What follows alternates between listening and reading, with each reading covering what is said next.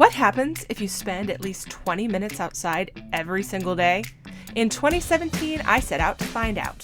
Welcome to the Humans Outside Weekly Diary, where I tell you my own lessons from a life spent outside. What did I do and learn while going outside this week? That and this week's Real Outdoor Hero, up next.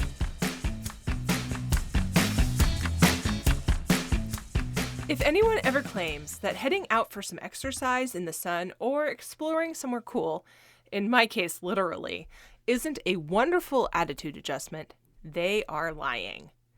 You know those moments where everything seems much more challenging than it really should be? People who claim to be pulling for you are actually pulling against you? The weather is doing exactly the opposite of what you really wish it would do. Everything just feels hard, so much harder than it should be. And it's ridiculous. That was my week and then some. I felt like I'm pushing the rocks of life up a big hill.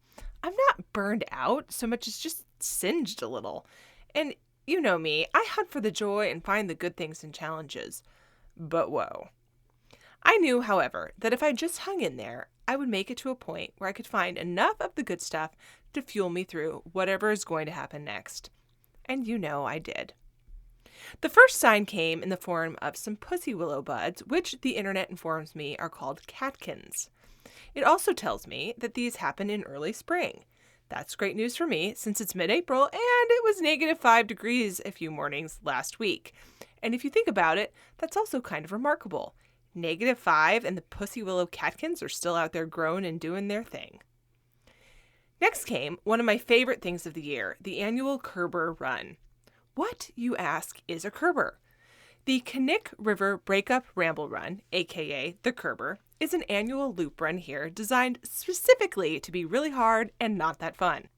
Have you ever noticed that things that are supposed to be hard and not that fun often create their own mystique and become, well, totally fun? That's the Kerber. It's held this time of year in an area primarily used by four-wheelers with the idea that the trail could be 100% terrible. Deep and dirty ice melt or rotten snow.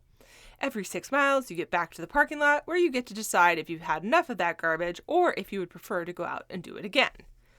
But the other thing to know about this event is that it has both spectacular views, a stunning mountainscape that you're just going to have to see to believe, some of the best people in the world, and it raises money for our local youth center. All those things are great. And so I got to do my longest run since before my surgery with my favorite people, looking at the best views and having a spectacular time. So it was really cold, around 10 degrees when we started. So the trail was awful. But isn't that the point? I'm confident there's some kind of lesson here about doing hard things and then the reward is there and the people you meet and how it's all cheering and empowering. And I'm confident about that because I've recorded multiple episodes of Humans Outside with experts talking about that very thing. It's always great to experience it firsthand. And then, finally, was our trip to the Matanuska Glacier. After doing some reporting work on an ongoing access controversy, and by ongoing I mean decades, I wanted to drive the 90-ish minutes to do some firsthand experiencing. It wasn't to be my first time at the glacier, but it was my first time in the winter. So I packed up the kids, bundled up against the winter wind, and off we went to meet up with an experienced guide to tromp around the Matanuska Glacier for an hour or two. Filed the drive and the cost of that under worth it. Our guide Michelle took my boys and I all over the terminus area of the glacier, winding up and over to an ice cave and over the moraine. It was stunning, otherworldly, and a fabulous way to spend a few hours on a Sunday. It was a reminder that no matter the temperature or the lingering winter, we make our own fun here, and it's all a matter of perspective. Sometimes you just have to step a little bit outside your normal day-to-day world to find it. Meanwhile, April is one of my favorite months in the outdoor world because it includes National Park Week. National Park Week runs April 17 to 25, and we are celebrating by bringing you not just one episode about national parks, but 3, hearing from 4 different incredible people who love and explore parks, each in their own way.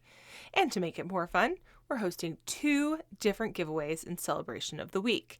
Keep your eyes out for the first of those, going live April 15th. I hope no matter what you're doing or feeling today, you're taking the time to get outside and enjoy the gifts of perspective nature brings. And of course, you can share your out time with me by tagging us at Humans Outside 365 or Humans Outside and finding our outdoor time on Facebook or Instagram. Until next time, we'll see you out there.